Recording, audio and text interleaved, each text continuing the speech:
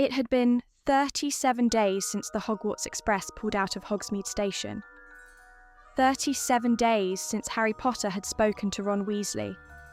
37 days since he'd felt like a wizard. He sat on the edge of his bed now, tapping the enchanted notebook Hermione had gifted him before they parted. The only magical thing the Dursleys hadn't yet noticed. Her latest message had faded already. Still no owl? Ron might have used Errol again. I wouldn't worry just yet. Harry wanted to believe her.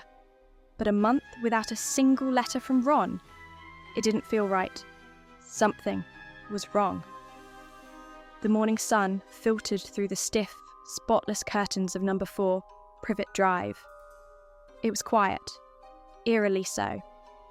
Harry sat at the edge of the kitchen table, poking half-heartedly at a slice of toast that had gone cold hours ago. The sound of rustling paper broke the silence. Uncle Vernon had just returned from the front door, a small stack of envelopes and leaflets in his hand. He flipped through them carelessly, muttering about bills and lawn care, when one odd-looking envelope at the bottom caught his eye. It was not like the rest. Thicker, slightly crumpled, and stamped with a golden seal that had already begun to flake at the corners. "What's this then?"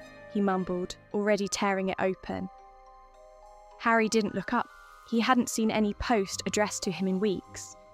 Not since Hedwig had been locked in her cage.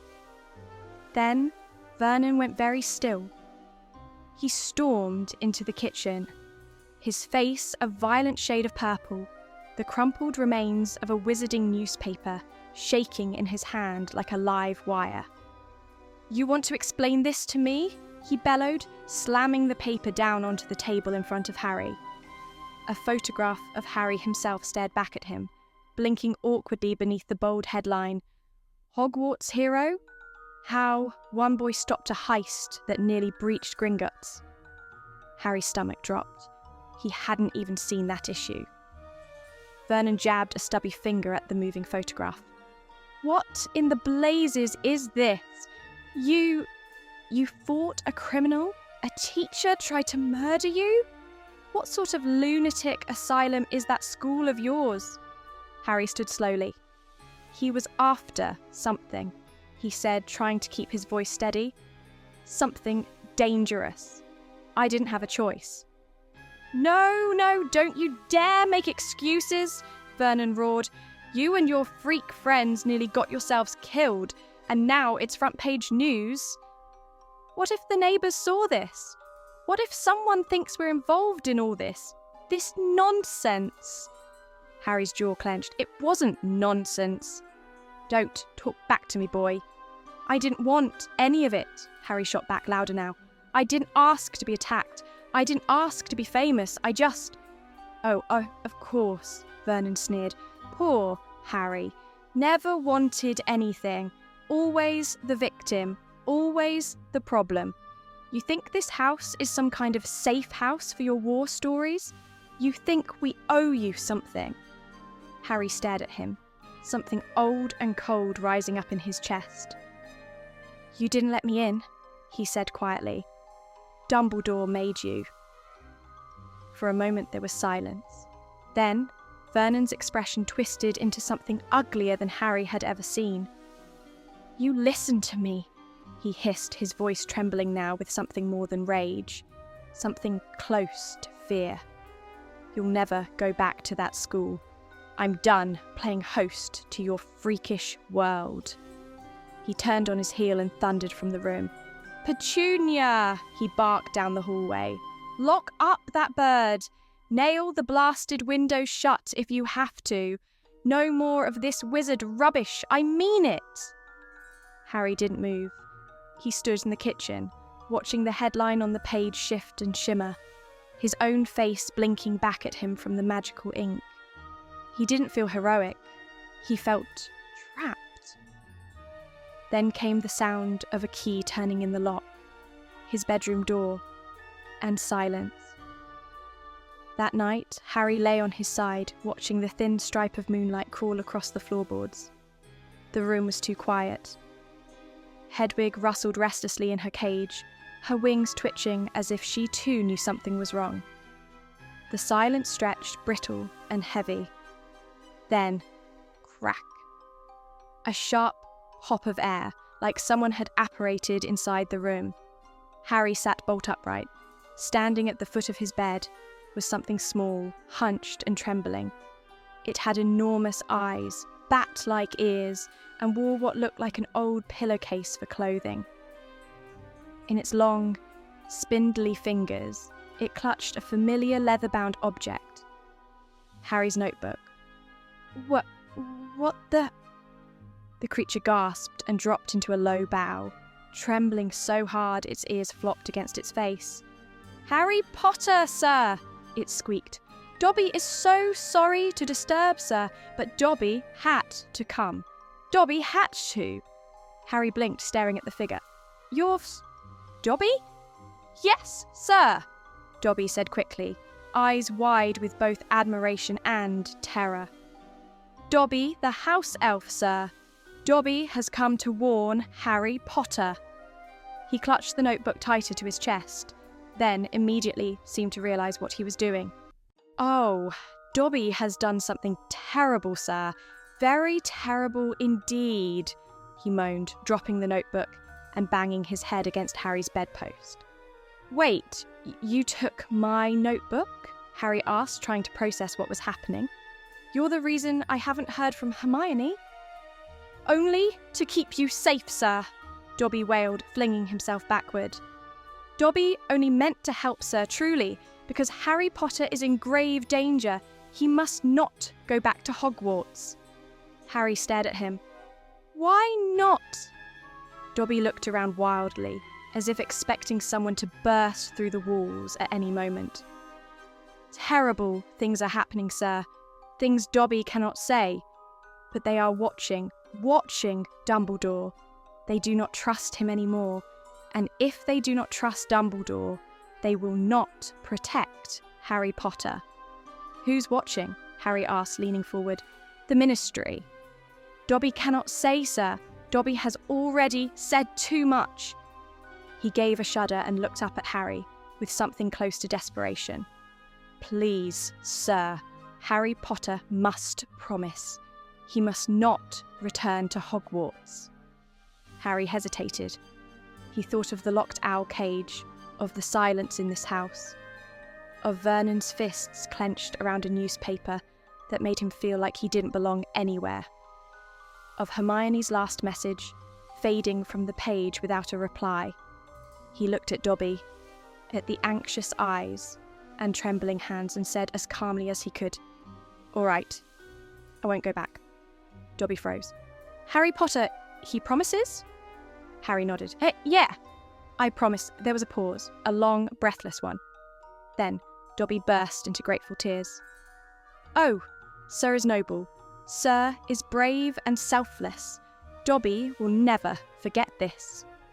With a final sniff and a trembling smile, he vanished with a loud pop, leaving behind only the faint echo of his sobs and the notebook lying quiet on the floor.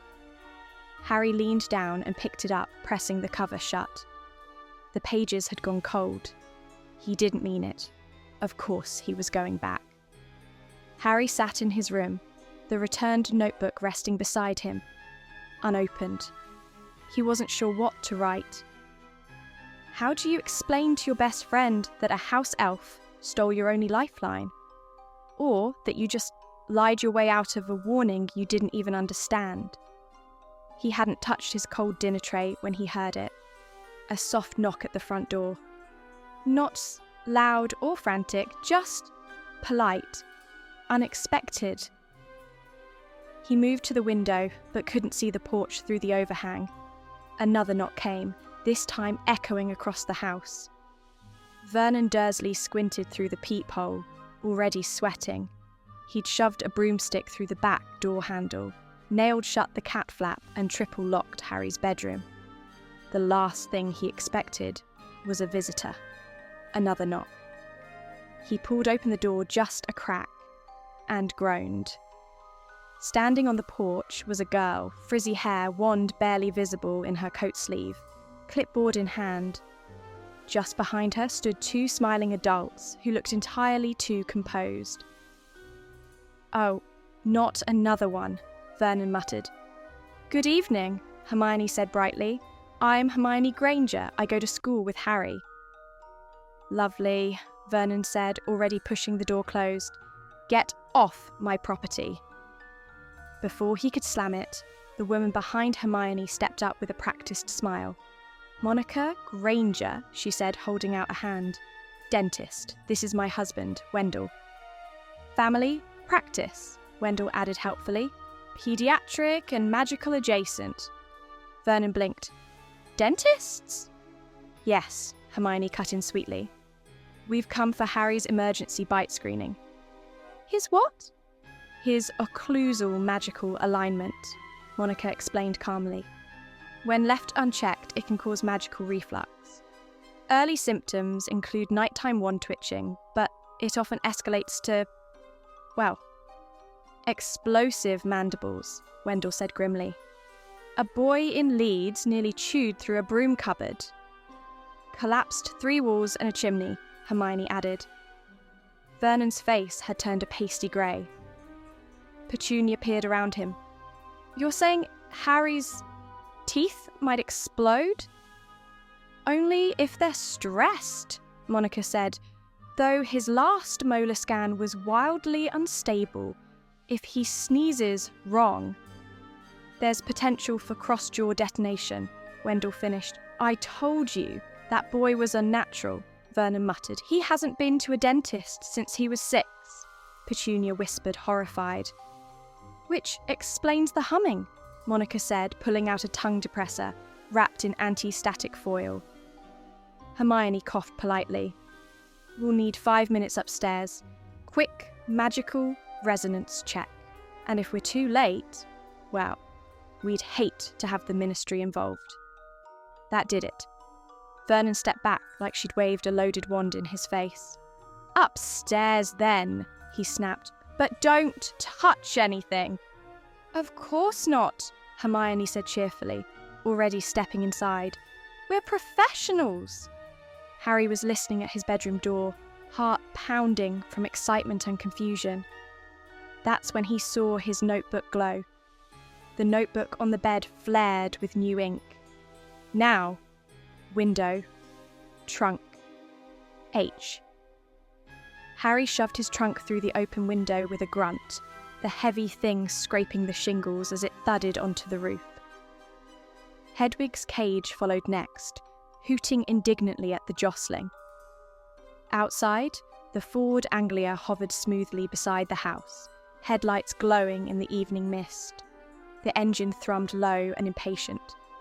"Come on, Harry," Ron called, half out the passenger window, his hair whipped sideways by the wind.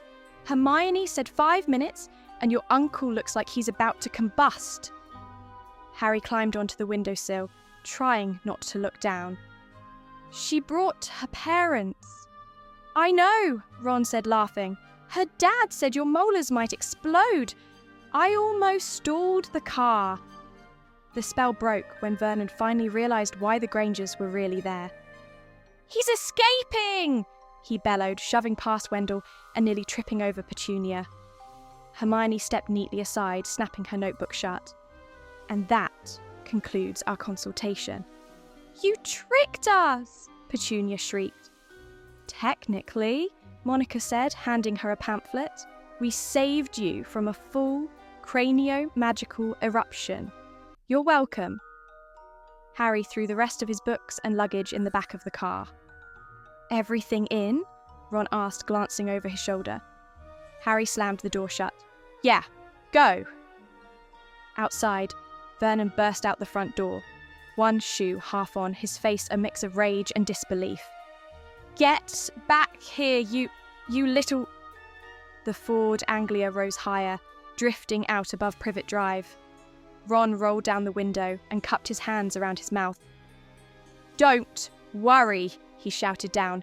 "We'll keep an eye on his incisor alignment," Petunia screamed. Dudley ran into the hallway holding a sock and a sandwich, completely baffled. The houses below shrank into specks of orange light. A breeze rolled through the open window, cool and sweet after weeks of stale air. Harry leaned back against the seat and looked at Ron, breathless.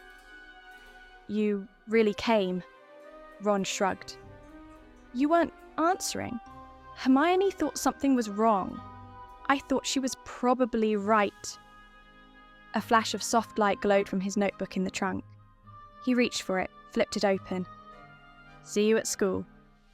H." The car dipped low over the hillside, winding its way through a thin layer of mist. Fields stretched out beneath them, gold, green, and sleepy, until, at last, it came into view. A crooked house that looked as though it had once been a large shed, before other rooms had been stacked on top of it, at odd angles like magical Jenga blocks. Smoke curled from a crooked chimney. Chickens scattered as the car approached. Harry gaped through the window. "Is that safe?" Ron grinned. "Mum says it's held up by love and reinforcement charms. Dad says it's mostly guesswork." The car landed with a soft thud in a clearing just beyond the garden. As soon as the wheels touched grass, it shuddered twice and sputtered out, like it was relieved to be back on the ground. Ron leapt out, stretched, and yawned. "Welcome to the Burrow,"